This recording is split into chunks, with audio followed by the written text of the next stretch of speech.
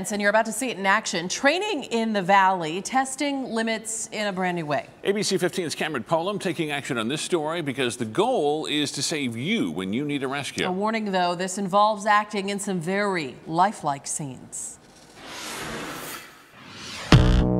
Rescue 6. Future paramedics. We have a male, unknown age. And emergency response teams. Possible overdose. Finding out what it takes. You have a pulse, okay? To save lives. Going in, meds going in, Narcan's in. The scenario putting these Mesa Community College students to the test. We're breathing for us. Finds an unresponsive junkie suffering from a heroin and fentanyl overdose. Is he gonna be okay? Theater students putting a realistic touch on the emergency while paramedics and EMTs work the problem. This is life and death.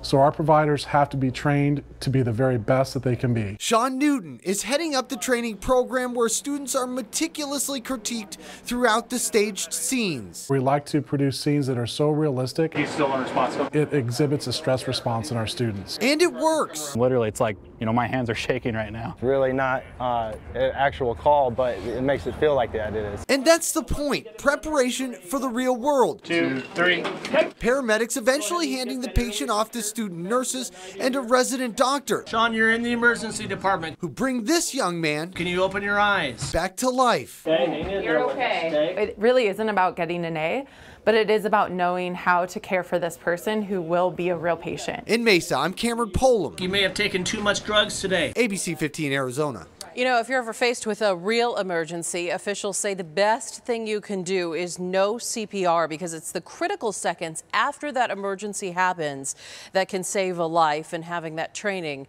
may really make all the difference.